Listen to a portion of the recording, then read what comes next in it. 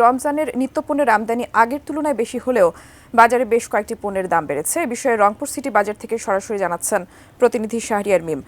মিম, প্রতি বছরই তো আসলে রমজানকে সামনে রেখে নিত্যপণ্যের দাম বেড়ে যায়, এবারও আসলে সেই ব্যতিক্রম হয়নি, এমনটা আসলে খবরে বলছিলাম। আপনি কি দেখছেন?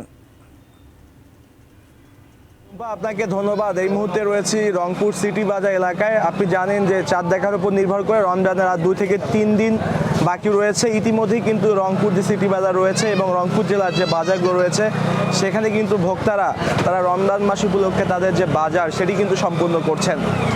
গেল কয়েকদিন আসলে নির্বাচনের ছুটি ছিল, যার কারণে আজকে কিন্তু বাজারে খুবই চাপ।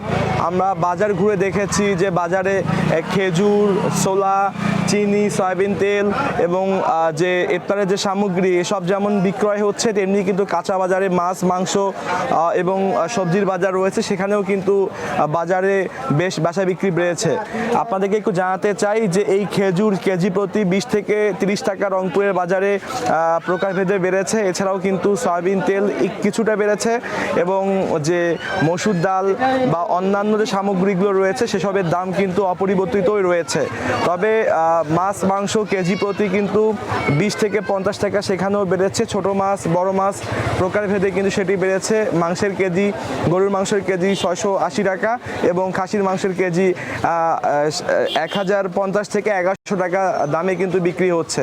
তো ক্রেতাদের সাথে কথা বলার চেষ্টা করেছি। ক্রেতারা যেটি বলছেন যে বাজার দ্রব্যমূল্যের ঊর্ধ্বগতি রয়েছে, তবে আগের থেকে কিছুটা কম রয়েছে। যে আগে যেমনটা বেশি রয়েছে তেমনটা কিন্তু আসলে এত বেশি এবার কিন্তু নয়।